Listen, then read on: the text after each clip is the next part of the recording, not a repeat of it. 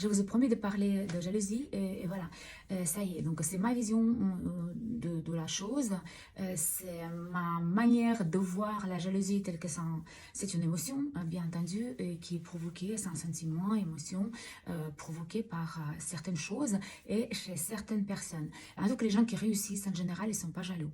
Il y a énormément de personnes qui sont autour de moi qui ne sont pas jalouses et puis bien entendu, nous, on n'arrive pas à comprendre pourquoi les gens ils sont jaloux. Et la problématique, à mon avis, ce qui se passe, c'est que les gens qui sont jaloux, ils pensent que c'est quelqu'un d'autre qui doit régler leurs problèmes.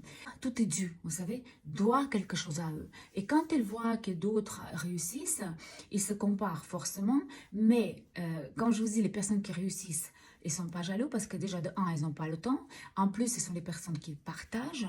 Et ce sont les personnes qui savent que pour arriver à quelque chose, il faut travailler. L'exemple phare, franchement, que j'ai vu énormément, c'est quand tout d'un coup les gens ils touchent l'héritage. Je ne sais pas s'il y a quelqu'un d'entre vous qui était déjà confronté à cette problématique. Quand les gens ils touchent à l'héritage dans la famille se transforme. C'est assez impressionnant. Ça peut arriver un peu de ce genre de choses pendant le divorce, mais c'est pas la même chose. Quand il y a un héritage qui arrive dans une famille, les gens ils se transforment. Ce n'est plus du tout les mêmes personnes, ça leur monte dans la tête. Pourquoi? Parce qu'en fait, c'est un argent qui tombe, finalement, ils n'ont même pas mérité. Ils n'ont pas travaillé pour l'avoir. En fait, c'est vraiment les gains faciles, c'est quelque chose qu'ils prennent. Et là, ça commence des bagarres incroyables. C'est extrêmement rare que les Wari, ils arrivent à gérer ces problématiques correctement. Peu importe les montants. Moi, je connais une famille richissime à Lausanne. Ils ont énormément de biens immobiliers, un parc immobilier incroyable. Le papa, il a fondé à l'époque une grande agence. Et là, je viens d'apprendre des histoires qu'il a entre les frères, les sœurs et tous les héritiers, en fait, qui sont concernés. C'est assez incroyable. Et ça arrive aussi dans les familles où il n'y a finalement pas grand-chose à partager. Mais c'est ça encore, c'est le pire. C'est tout d'un coup les gens qui n'ont pas cette culture financière, qui ne savent pas comment gérer leur argent. Tout d'un coup, il y a un montant qui arrive. Pour eux, c'est déjà beaucoup. Et puis, ils commencent à perdre la tête. Et puis, ils commencent à se bagarrer. Ils oublient que c'est les frères, les sœurs, les oncles, les grands-mères, les mères, les parents. Enfin, c'est assez pathétique. Donc, la jalousie, pour moi, c'est un sentiment, c'est une émotion qui vient tout d'abord parce qu'on se compare avec les autres. Là, il a plus, il a moins, pourquoi elle vit, pas moi. Et qui fait ça? Ce sont des gens, une fois de plus, qui pensent que leur réussite, indépendance financière, leur sécurité et tout, ça vient de quelqu'un d'autre. Eux, ils ne se sentent pas concernés. C'est comme si ce n'est pas eux qui devaient construire leur avenir. Ils pensent que ça doit quelqu'un d'autre. C'est maman, c'est les sœurs, elle a plus de chance. Moi, pendant des années, on me disait, tous des mecs qui ont fait ça, t'as jamais travaillé. Pour ceux qui connaissent mon histoire, vous savez comment. Et hier, j'avais les ouvriers qui travaillaient ici avec le Karcher, vous savez, la machine de pression. Je suis venue à temps, c'était 5 heures, et quand j'ai vu ce qu'ils ont fait, j'ai dit maintenant, j'avais des boîtes blanches, donc j'ai dit donnez-moi le Karcher s'il vous plaît, et je leur montrais comment nettoyer. Je n'ai pas passé des heures aux abattoirs de Lausanne à nettoyer avec les tuyaux, les Karcher, etc. Donc je sais exactement, je sais tout faire. Je sais tricoter, coudre, cuisiner, nettoyer, mouler les jambons, couper les steaks, désosser les porcs, choisir les cuisines, diriger les chantiers, etc. Donc pour vous dire, quand on est à l'aise, aligné avec nous-mêmes, on ne connaît pas ce sentiment de jalousie. Parce qu'on sait que finalement, on peut toujours se débrouiller, on peut toujours trouver des solutions pour le faire. Et quand on vous dit que, de toute façon, souvent ce sont des gens aussi qui dénigrent nos succès. Je ne sais pas si vous avez remarqué. En fait, ils ne comprennent pas que ce succès-là que vous avez aujourd'hui, peu importe la grandeur de votre succès, mais ça peut aller par palier. Hein, et en fait, eux, ils ne peuvent pas admettre, ça leur fait tellement mal d'admettre que vous avez acquis quelque chose. Ça peut être des connaissances, ça peut être un job, ça peut être, je ne sais pas, les enfants. Pour se justifier, eux, qu'est-ce qu'ils font? Ils vont dénigrer, entre guillemets, ce que vous avez réussi à faire, à créer, à apprendre, etc. Comment vous êtes devenu. Donc ça, ils vont vous dire, bien sûr, elle est là parce que c'est son mari, elle est là parce que c'est ça. J'ai une copine, une fois, elle m'a dit, mais tu sais, tout ce que je possède, c'est grâce à mon mari. Son mari, par l'histoire, quand ils sont connus, il était déjà banquier suisse, mais en fait, il n'avait rien. C'est un gars qui faisait la fête sans arrêt, etc. Elle, je ne crois pas qu'elle avait grand-chose, peut-être quelques économies. Et une fois, je l'avais dit, mais tu sais, c'est faux ce que tu dis. C'est pas grâce à ton mari que vous possédez aujourd'hui tout ce que vous avez. C'est grâce à ta capacité de gérer l'argent, de valoriser l'argent, de ne rien jeter quand il y a des choses au frigo, de ménager le couple, d'aménager vos appartements, à pouvoir gérer parce que c'est elle qui gérait toujours de l'argent. Et finalement, ils ont ils ont une magnifique maison là maintenant, ils ont un beau chalet, dans une boutique, lui il travaille, gagne beaucoup d'argent, mais en fait, elle voit pas sa valeur, vous voyez là-dedans. Quand elle dit que c'est tout grâce à son mari, à son salaire, non, non, parce qu'avant, la connaître, il avait déjà un bon salaire, mais il n'avait jamais de rond, il n'avait jamais d'argent. Ça, c'est le problématique. Donc, quand les gens sont jaloux, c'est chez eux. C'est vraiment chez eux, ils se projettent sur vous, ils vous voient. Ils veulent vraiment posséder ce que vous possédez ou avoir la vie que vous avez. Ça peut être un mari, ça peut être les enfants, ça peut être une maison, ça peut être votre job. Et seulement peut-être même juste votre bonne humeur, votre manière d'être, votre manière d'exprimer. Le problème qui est de ces gens-là, c'est qu'eux-mêmes, ils veulent rien faire pour pouvoir améliorer leur vie, puis faire quelque chose pour que ce soit réalisé aussi pour eux. Donc, vous voyez, eux, ils vont pas faire d'efforts. C'est pour ça ils ont ce sentiment de, quelque part, la jalousie, elle est finalement pas loin de la haine. Ce sentiment de haine, parce qu'en fait, ça déclenche en eux cette réaction, parce qu'eux-mêmes, ils sont paresseux d'aller plus loin que ça. Ils savent certainement au fond d'eux que pour arriver à là, il faut faire beaucoup d'efforts, mais ils sont pas envie parce que c'est tellement plus facile à se plaindre. Ils savent qu'en fait, que c'est eux qui doivent faire les efforts, mais pour eux, tout est compliqué. En fait, eux, ils ne veulent pas agir parce qu'ils pensent que c'est quelqu'un d'autre qui va leur amener, qui vont amener le succès, de l'argent, la santé. C'est toujours la faute des autres. Je ne sais pas si vous avez remarqué, c'est toujours ça. Et puis, bien entendu, quand il voit quelqu'un de proche qui réussit, ça dérange. Maintenant, le sentiment de jalousie, ça existe chez tout le monde.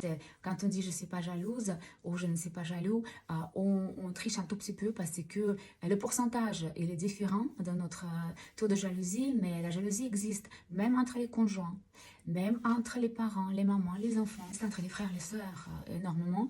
Et ça commence déjà tout petit, puis peut-être on ne le remarque pas souvent parce que tout d'un coup, en fait, je pense que l'être humain, il n'aime pas voir quelqu'un qui est mieux que lui. C'est pas évident. Même si on dit non, non, mais c'est pas vrai, mais c'est vrai que ça peut arriver souvent. Donc, personnellement, comment est-ce que je fais pour gérer la jalousie des autres? En fait, là, je vous parle de la jalousie qui est négative. Hein. Je vais parler comment je la gère et puis après, je l'expliquerai par rapport à la jalousie positive, parce que ça existe aussi. Je suis très sensible à ces choses-là. Je suis arrivée par moi-même là où je suis et je n'accepte pas que les gens me jalousent. Et puis, quand on dit jalouser, c'est de dire aussi des choses de méchanceté, c'est de nous dénigrer, critiquer, etc. Moi, j'aime pas ça. Moi, ce que je fais, je biffe les gens de ma vie. J'ai appris à faire ça. Ça, c'est aussi se poser les frontières personnelles parce que au fond, finalement, ces gens-là, ils nous amènent jamais quelque chose de positif. Ça nous fait beaucoup de mal, même si inconsciemment, même si on comprend pas inconsciemment, ça nous fait beaucoup de mal. Donc, honnêtement, moi, à chaque fois quand ça arrive, je les vire de ma vie. C'est pas toujours facile, j'ai appris. Ou par exemple, si vraiment j'arrive pas à le faire parce que ça peut être quelqu'un au travail ou bien quelqu'un dans la famille notamment et qu'on ne peut pas tout couper parce que peut-être c'est pas spécialement une bonne chose, peut-être de temps en temps on doit quand même tous se rencontrer. J'évite au maximum et je ne parle plus du tout de ma vie, je ne raconte rien du tout parce que au début j'ai essayé un petit peu de ranger les bidons, on a toujours un petit peu, on sent un peu ça, de temps en temps coupable et puis on essaie de plaire comme on aime bien plaire aux autres, on essaie quand même d'être gentil et tout ça, on n'est pas là pour être gentil, je vous dis franchement, on est là pour être en accord avec nous-mêmes, aligné avec nous-mêmes. Être gentil, c'est ne pas spécialement une bonne chose. Il faut rester soi-même et surtout s'aimer comme on est. Parce qu'être gentil, c'est aussi, entre guillemets, de se plier par rapport aux besoins et les demandes des autres personnes. Donc, je vous invite, si vous sentez, parce qu'il y a aussi le degré de jalousie, hein, mais parfois quand vous ressentez, ça peut être même très de la jalousie, ça peut casser les couples, ça peut amener beaucoup d'histoires entre les familles, et comme moi par exemple je suis très ouverte et je parle facilement avec des gens, j'ai dû vraiment supprimer, maintenant j'ai pris cette décision de je le supprime ces gens de ma vie, honnêtement, et même si parfois de temps en temps ça, il y a des petits pincements au cœur, mais je sens que je me sens beaucoup mieux et puis surtout que ma vie elle est plus équilibrée parce que ces gens-là, ils sont capables, malheureusement, ils sont capables, certains gestes, certains propos, certaines choses qui peuvent vraiment beaucoup nuire à notre santé, à notre famille, à nos enfants, à nos relations, à notre travail, etc. Donc, dès que vous sentez qu'il y a quelqu'un qui est jaloux, parce qu'on le ressent sur vous, je ne vais pas vous le conseiller. Moi, en tout cas, ce que je fais, je coupe les ponts. Vraiment. C'est beaucoup mieux comme ça. De toute façon, la personne qui est jalouse sur vous, elle ne vous aime pas.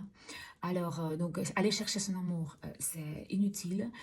Autant de garder juste les frontières, minimum de propos, et même si elle vient tout d'un coup, je ne sais pas, avec un verre, un verre, quelqu'un qui vient vers vous et dit ah mais finalement est-ce qu'on veut arranger l'histoire?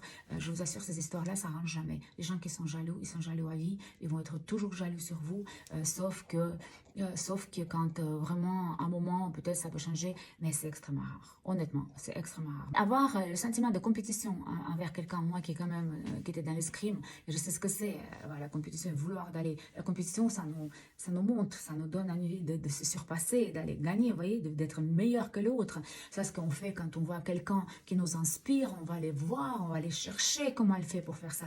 Et la jalousie, c'est vraiment un sentiment, une émotion destructrice. Et si vous côtoyez les gens comme ça, ils vont vous détruire à un moment ou l'autre. Et vous allez vous détruire. Donc, il n'y a pas d'autre solution pour le gérer. On ne peut pas changer les autres personnes. Ça, je vous avertis. Du moins que eux, s'ils veulent changer, ils peuvent changer. Mais nous, on ne peut pas changer. Espérer que quelqu'un d'autre change pour nous, ça se mentir à soi-même. Ça ne se passe pas comme ça. Donc, ils ne vont pas changer. Plus que vous attendez, plus que vous dites non, non, ça va changer, un jour ça va venir. Non, ça ne va pas s'arranger parce que notre petite voix, notre intuition, elle nous dit, on ressent tout de suite. La personne qui est jalouse sur nous, sent par le regard, par les propos. Plus vite vous couperez, mieux vous allez vous porter. Moi, je l'ai testé plusieurs fois et honnêtement, aujourd'hui, avec 60 ans que j'ai vécu, je suis absolument persuadée, il n'y a pas de mal ne pas avoir autour de nous les gens qui sont malveillants. Voyez. Donc, les gens qui sont jaloux sur nous, ce sont les gens malveillants. Nous, on n'est pas obligé de faire avec. Honnêtement, on peut être poli si tout d'un coup ça se passe dans le cadre de travail, dans le cadre de famille, et même encore, vous savez, la famille, il ne faut pas exagérer non plus. Quand on voit ce qui se passe, notamment à l'heure des héritages, au secours. Donc voilà, ça c'était par rapport à la jalousie négative. Maintenant, je vais vous parler de la jalousie positive, parce que ça existe aussi. C'est un sentiment que les gens intelligents le transforment un peu, et qui, en fait, au fond d'eux, ils ne sont pas jaloux, comme dans ce sens mauvaise jalousie, mais en fait, pour eux, c'est le déclic en fait. C'est comme le trigger, là. Vous savez, ça travaille à nous, ça bouge, et puis on dit, elle a cette maison. Moi, par exemple, chez moi aujourd'hui, qu'est-ce qui me manque? Ben, bien entendu, c'est un homme dans ma vie avec qui je suis bien, et quand je regarde les couples qui sont main dans la main, qui sont bien ensemble, vous voyez, ça me provoque en moi quelque chose. C'est pas une jalousie, je sais pas comment ça appeler ça, mais oui, peut-être une jalousie positive qui me dit, ce serait bien si tu peux aussi avoir quelqu'un comme ça un jour, et puis de vivre cette harmonie avec un homme. Ça, c'est la jalousie parfaite, en fait, positive, et qui tout d'un coup, on se dit, oui, ce qu'on me dit, la jalousie blanche, enfin, je ne sais pas comment on dit ça en français. Alors, quand tout d'un coup, je vois quelqu'un qui sort une maison énorme, par exemple, j'ai vu aux Palmes, là, c'est vrai que quand tu es déjà plus ou moins tout, il y a toujours plus haut, il y a toujours quelque chose de mieux. Quand je regarde des gens qui sont par exemple aux Palmes à Dubaï, il y a un quartier, j'ai passé devant une construction incroyable il n'y a pas longtemps, et j'ai vu ça et je me dis, je vais manifester cet appartement, un appartement ici. Mais déjà, les appartements là-bas, je crois que ça coûte 20 millions, juste pour dire.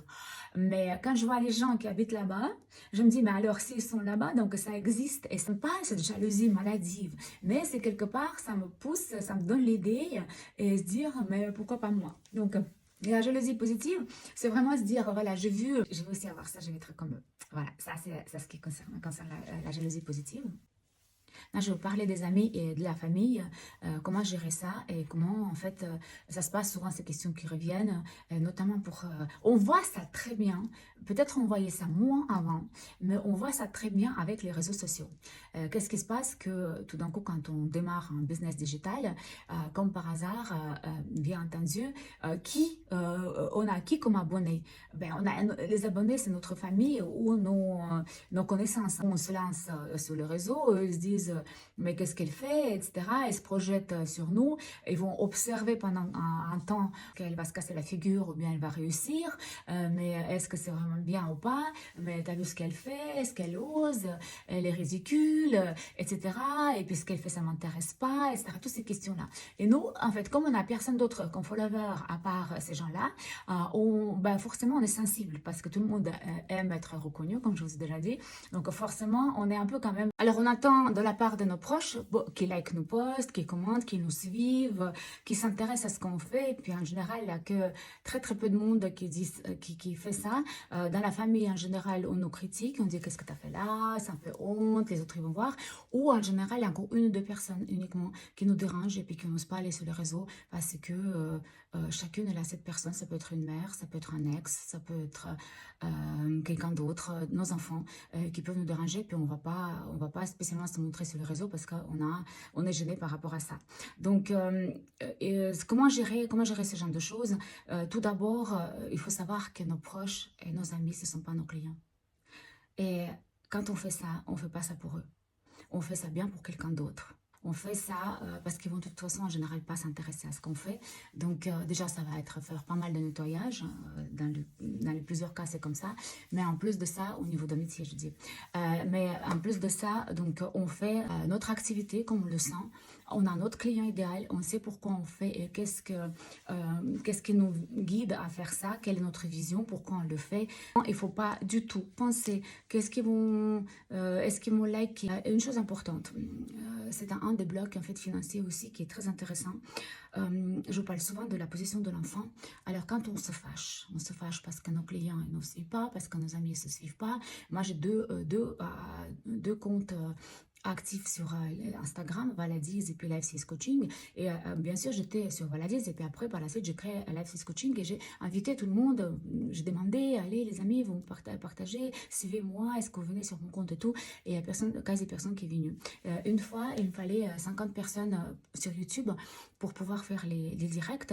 Et j'ai fait la même chose, j'ai fait un appel à mes amis Instagram sur Valadiz et puis j'ai dit est-ce que vous pouvez juste vous abonner, ça vous oblige à rien mais ça m'aide à de faire des directs parce que là je suis à moins de 50 personne qui a fait et moi j'étais fâchée, j'étais triste et fâchée. Je suis une mentor et puis elle m'a dit qu'il ne fallait jamais se fâcher parce que finalement quand on est fâché positionne en position d'enfant parce qu'un adulte de nouveau comme je vous parle souvent il n'a pas besoin de ça. C'est qui se fâche, tape les pieds, ah voilà tu m'as pas donné mon bonbon, tu m'as pas fait ci ça, ça ce sont les enfants. Donc quand les gens finalement ils veulent pas de nous ou bien pas de notre service ou ils ne veulent pas nous soutenir, ça ne sert à rien de se fâcher. Si les gens ils ne viennent pas acheter votre produit, peut-être ce n'est pas les bonnes personnes à qui vous adressez ou bien ce n'est pas le moment pour eux et ça n'a rien à voir souvent avec nous. Par rapport à la gestion, ce que vous faites, vos succès, il ne faut pas vous fâcher. La seule chose que vous pouvez faire, une fois de plus, vous ne pouvez pas changer des autres personnes, la seule chose que vous pouvez faire, c'est de prendre le recul, réfléchir. Peut-être il y a pas mal de personnes toxiques autour de vous, peut-être il y a des gens dont vous n'avez pas besoin pour avancer parce que c'est pas eux qui vont vous faire avancer et souvent la problématique aussi quand les gens ils aiment pas ils commencent à critiquer parce qu'ils ont peur aussi, ils ont leur peur, c'est pas spécialement la jalousie, ils ont peur que vous changez, qu'ils vont vous perdre, que tout d'un coup forcément quand on fait le changement, quand on fait le développement, quand on se développe, quand on change de métier, quand on va plus loin, on change l'entourage, on change les intérêts, etc.